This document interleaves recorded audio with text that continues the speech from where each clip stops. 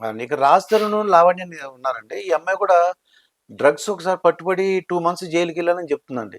ఒక రాజ్ తరుణ్‌తో 11 ఇయర్స్ రిలేషన్‌లో ఉన్నాను. ఇప్పుడు రాజ్ తరుణ్ ఎవరో అమ్మాయితో 'మాల్వి మల్హోత్రాతో' అటాచ్ అయిన తర్వాత నన్ను వదిలేసాడని గొడవ పెడుతుందండి ఈ అమ్మాయి. నిజంగా సహజీవనం చేస్తే వాళ్ళు కంటిన్యూ అంటే పెళ్లి చేసుకోవాలా?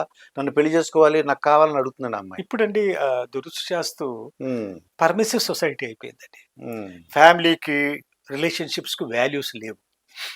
కాబట్టి ఇది ఏ రకంగా అన్ని రంగాల్లో వాల్యూస్ క్షీణిస్తుంది. అవునండి. ఇందులో కూడా అందులో భాగంగానే మనం చూస్తున్నాం. సో హ్మ్. ఇది కేవలం ఒక పర్సనల్ ఇష్యూ. దాన్ని వెలుగులో తీసుకురావటం, దాన్ని పెద్ద అజెండాగా పెట్టటం హ్మ్. కూడా అవసరం లేదు. వాళ్ళ వ్యక్తిగత జీవితాలు వాళ్ళ ఇష్టము. కానీ వాళ్ళు ఫిల్మ్ స్టార్స్ కాబట్టి, దే రోల్ మోడల్స్ కాబట్టి, వాళ్ళకు హ్మ్. గ్లామర్ అపీల్ ఉంది కాబట్టి, వాళ్ళ ప్రవర్తన కొంచెం జాగ్రత్తగా ఉండాలి. అవునండి. కానీ అది దానికి భిన్నంగా చేయటం ద్వారా ఇంకోటి గ్లామర్ వరల్డ్‌లో ఉన్నవాళ్ళు, వాళ్ళు గాజు ఇల్లులో ఉన్నారు. అదండి. అదే వాళ్ళు చాలా జాగ్రత్తగా ఉండాలి. వాళ్ళ మీద రాయేసినా లేదా లోపలికి పెట్టినా మొత్తానికి పగిలిపోద్దండి. పగిలిపోతుంది. కాబట్టి హ్మ్. ఎంత జాగ్రత్తగా ఉండాలి, ఎంత ఆదర్శంగా ఉండాలి, ఆదర్శప్రాయంగా ఉండాలి. కానీ ఉండలేకపోతున్నారు. ఇప్పుడు అవునండి. తరుణ్ విషయాన్ని గూడా హ్మ్. మరి సోషల్ మీడియాలో ఈ విషయాన్ని ఎక్కువగా చర్చిస్తున్నారు. అవునండి. ఏదైనప్పటికీ ఇదొక చెంపపెట్టు. హ్మ్. మన వ్యక్తిగత జీవితాల్ని మనం ఎలాగా అనుసరించాలి, మన ఫ్యామిలీస్‌ని ఏ రకంగా ప్రొటెక్ట్ చేసుకోవాలి, హ్మ్. మనం ఇలాంటి పొరపాటులు ఎందుకు రి మనం చేయకూడదు. హ్మ్. చేస్తే దాని పరిణామాలు ఎలా ఉంటుందని ఇదొక మంచి ఉదంతం గదండీ! అవునండి. నేననుకుంటాను ఇప్పుడు జరిగే ఈ అంశాలు గతంలో గూడా జరిగాయి. ఇప్పుడు కొంచెం సోషల్ మీడియా వచ్చింది గాబట్టి హ్మ్. అందరూ బోల్డ్‌గా బయటకొస్తున్నారు. సోషల్ అవును. మీడియా. అవునండి. ఇది సోషల్ మీడియా ఒక దుష్ప్రభావం అనండి ఏమనాలండి. హ్మ్. ఇవన్నీ వెలుగులో వస్తుంది. ఈ అమ్మాయి 2 మంత్స్ జైలు కూడా ఎళ్ళొచ్చిందంటండి డ్రగ్స్ పట్టుబడి. అంటే తీసుకున్న వాళ్ళకి ఎక్కువ అంటే జైలు ఉండదా సార్? వాళ్ళ శిక్ష ఎక్కువ ఉండదంటారా? అంటే విక్టిమ్ అన్న కింద. చూడండి ఇప్పుడు ద లా హ్మ్. ఇట్ సెల్ఫ్ హ్మ్. ఎక్కువగా focus drugs and psychotropic substances act అంటారు. హ్మ్. ఇది చాలా పీనల్ ప్రొవిజన్స్ చాలా ఉన్నాయి. కానీ దానిలో ముఖ్యంగా ఫోకస్ చేసేదటంటే ఏంటంటే హ్మ్. పెడ్లర్సు, మూలాల్లో, హ్మ్. ఆర్గనైజ్డ్ సిండికేట్సు, మధ్యవర్తులు ఎవరున్నారు వాళ్ళ మీద. హ్మ్. కానీ consumers are never treated as victim okay. As criminals accused. Okay. కానీ if is a regular consumer, ఆ కన్స్యూమర్ మనం చూసాము, hmm. Regular consumer becomes a peddler. Oh! Next ఇది సప్లై సినిమా ఇండస్ట్రీలో చూసాం. హ్మ్. వాడు కన్స్యూమర్ గా మొదలై హ్మ్. ఓ చిన్న పెడ్లర్ గా దారి పెద్ద పెడ్లర్ అవుతారు. వాడికి హ్మ్. ఎందుకంటే మాదక ద్రవ్యాలకు బానిసమైన తర్వాత వాడికి కనెక్షన్స్ పెరుగుతాయి, హ్మ్. నెట్వర్కింగ్ పెరుగుతుంది. విక్రయించేవాడు వీడి ద్వారా హ్మ్. సునాయాసంగా వాడి ఫ్రెండ్స్ కి, వాడి పియర్ గ్రూప్స్ కు సరఫరా చేసే విధంగా వీడు సహకారం తీసుకుంటారు. అది. హ్మ్. సో వీళ్ళు ఒక విధంగా కన్స్యూమర్స్, హ్మ్. రిపీటెడ్ కన్స్యూమర్స్, రెగ్యులర్ కన్స్యూమర్స్, బానిసనైన వాళ్ళు దే బికమ్ పెడ్లర్స్. అవునండి. దే స్టార్ట్ విత్ చోటా మోటా పెడ్లర్స్. హ్మ్. తర్వాత బిగ్ పెడ్లర్స్ అవుతారు. హ్మ్. ఇప్పుడు చూసారు కదా, రకుల్ ప్రీత్ సింగ్ వాళ్ళ హ్మ్. బ్రదర్. బ్రదర్ హ్మ్. ఈజ్ ఎ కన్స్యూమర్, ప్రూవ్ అయింది. హ్మ్. And is also a peddler to that community అని అంటున్నారు. To okay. This film world లో. ఓకే. ఫిల్మ్ వరల్డ్ లో కొందరు వ్యక్తులు, హ్మ్. ఆ పేర్లు చెప్పనక్కర్లేదు, ఆ! వాళ్ళు కూడా కన్స్యూమర్ గా అయి పెడ్లర్ గా ఉన్నారు. అది. కొందరు ఉన్నారు, మేము హ్మ్. అష్యూర్డ్ పెడ్లర్స్, వాళ్ళకి కనెక్షన్స్ ఉంటాయి.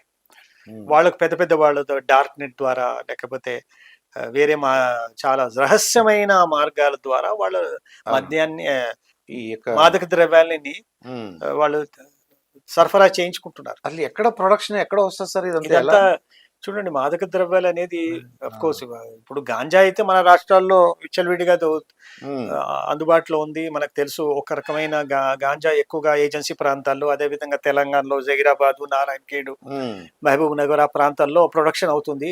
ఆంధ్ర ఇదంతా అయితే చాలా ఒరిస్సా గోప్యంగా ప్రొడక్షన్ చేస్తారు. హ్మ్. మరి గాంజాని ప్రొడక్షన్ కోసం వాళ్ళు ఒక ఒక చాలా దాంట్లో ఏమంటారు, చేమ అంటారు కదా, అవునండి. అది కావాలి, వాళ్ళకి తేమ. తేమ కావాలి, ఆ! సారీ, తేమ వాళ్ళకి అలాంటి సులువైన వాతావరణంలో హ్మ్.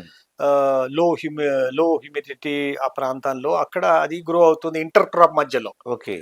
సో ఇప్పుడు మీరు మాట్లాడేది పెద్ద పెద్ద మాదక ద్రవ్యాలు, అది హ్మ్. అంతర్జాతీయ స్థాయిలో there are big producing country like Mexico, okay. Brazil, hmm. కొన్ని కంట్రీస్ ఉన్నాయి వేరే అక్కడ అక్కడ నుంచి లాటిన్ అమెరికన్ కంట్రీస్ నుంచి వాళ్ళు అక్కడ నుంచి పట్టుకోరు సార్. ప్రొడక్షన్ అవుతుంది. అది ఎక్కడ చేస్తుందో పెద్ద పెద్ద కార్టల్స్ ఉన్నారు, ఉమ్, పెద్ద cartels, crime syndicates, international crime syndicates. Okay అండి. పాబ్లో ఎస్కోబార్ అన్నారు. కొన్ని families or Colombian families or um, వాళ్ళు their own profession is to grow ఇది ఈ మాదక ద్రవ్యాలు. Um. It's an organised and big multi billion industry. మరి ఆ కంట్రీస్ వాళ్ళు కూడా ఎలా వాళ్ళు కంట్రోల్ చేయరా సార్? ఆ కొన్ని countries చిన్న చిన్న కంట్రీస్ లో అది వాళ్ళకి- వాళ్ళు దీన్ని వాళ్ళ ఇన్కమ్ సోర్స్ అదే పరోక్షంగా అనుకుంటారు. వాళ్ళు ప్రోత్సహిస్తారు. ఇంకోటి ఎందుకు ఈ డ్రగ్ మ్యానుఫ్యాక్చరర్స్ పొలిటీషియన్స్ ఇద్దరు కలిసి ఉంటారు. ఉమ్, వాళ్ళిద్దరిలో సత్సంబంధాలు బాగుంటాయి. ఎందుకంటే ఆ పొలిటీషియన్ కి డ్రగ్ మనీ కావాలా, okay. Drug Cartel money, money laundering కోసం డ్రగ్స్ కావాలి, ఉమ్, డ్రగ్ లో ఆపరేట్ చేసే బడా వ్యక్తులు ఉన్నారు. సో ఉమ్, ఇదంతా ఇంటర్నేషనల్ లెవెల్లో జరుగుతుందండి. అది. డార్క్ నెట్ ద్వారా ఉమ్, అది అది జరుగుతుంది. ఇంకా విక్రయాలు జరుగుతున్నాయి. ఎంత నిఘా పెంచినా కూడా విక్రయాలు జరుగుతున్నాయి. వచ్చే మాదక ద్రవ్యాలు వస్తుంది. ఉమ్. మరి అది అది ఒక పెద్ద ఛాలెంజ్ ఇవాళ. అది ఆ పంటను నాశనం చేసేయడం కానీ, అంటే అక్కడ ఉన్న వాళ్ళని అవేర్నెస్ ఎవరైతే పండిస్తున్నారో వాళ్ళు అవేర్నెస్ తీసుకురావడం. గారు వాళ్ళు దాని మీదనే కొన్ని కంట్రీస్ లో, చిన్న చిన్న కంట్రీస్ లో, లాటిన్ అమెరికన్ కంట్రీస్ లో, కొలంబియన్ కంట్రీస్ లో దాని మీదనే వాళ్ళ economy thrives on production of drugs. Um, so ఈ డ్రగ్స్ ఇంటర్నేషనల్ లెవెల్లో ఒక ఆర్గనైజ్డ్ నెట్వర్క్ ద్వారా ఓకే. ఈ ఉమ్, క్రైమ్, చాలా పెద్ద క్రైమ్ సిండికేట్ ఉమ్, ఇందులో ఆపరేట్ చేస్తుంది. కానీ దురదృష్టకరం మన డెవలపింగ్ కంట్రీస్ లో ఉన్న పిల్లలు దీనికి బానిసలు అవుతున్నారు. ఓకే. ఇవాళ తెలుగు రాష్ట్రాల్లో ఇది ఒక పెద్ద ఛాలెంజ్. ఉమ్, ముఖ్యంగా మన ఇద్దరు ముఖ్యమంత్రులు కూడా దీన్ని ఒక ఛాలెంజ్ గా తీసుకొని ఉమ్, ఈ సమన్వయంతో పనిచేస్తే తప్ప నేను అవునండి. దీన్ని తుదిమించలేమండి. అవునండి. ఇక ఉపేక్షించడమే కాదు, నియంత్రించాలి. అవునండి. ఆ నియంత్రించడం కోల్పోతున్నాం. ఉమ్, చాలా దురదృష్టకరం. ఇవాళ ఒక అంచనా ప్రకారం మాదక ద్రవ్యాలు సేవించే వారి సంఖ్య ఇరు రాష్ట్రాలు గణనీయంగా పెరిగింది. అందుకోసం ఇరు రాష్ట్రాల ముఖ్యమంత్రి గారు మొట్టమొదటిసారి వారు కూర్చుని మాట్లాడుకోవాలి. కోఆర్డినేషన్ మీటింగ్ పెట్టుకున్నప్పుడు ఈ అంశాన్ని తత్ప్రథమంగా చర్చించారు. ఎందుకు ఇది పెద్ద ఛాలెంజ్ ఉంది, అంత ఎక్కువగా మనం మాట్లాడలేకపోతున్నాము. ఎందుకంటే చేప కింద నీరులాగా అది ప్రవహిస్తుంది. అదే కాకుండా యూత్ మీద ప్రసార మాధ్యాలండి, నేను ఈ పరిస్థితుల్లో ప్రసార మాధ్యాలని మనం అభినందించాలి. ఇవాళ ఈ విషయాన్ని తారాస్థాయికి తీసుకువెళ్లారంటే ప్రసార మాధ్యాలే, మీలాంటి వాళ్ళు, మీలాంటి ఛానల్ వాళ్ళే. సో కాబట్టి ఎంత చర్చిస్తే అంత మంచిది, సమాజంలో అంత చైతన్యం రావాలి, ప్రజలు భయపడాల. ఈ మాదక ద్రవ్యాలు సేవిస్తే ఏమవుతుంది జీవితం అనేది రాలి. ఫిలిం స్టార్స్ ని కూడా ఒక విధంగా ప్రసార మాధ్యాలు వాళ్ళ మీద ఎక్కువ కేంద్రీకరించడం ద్వారా వాళ్ళు రోల్ మోడల్స్ కదా. Film stars are role models.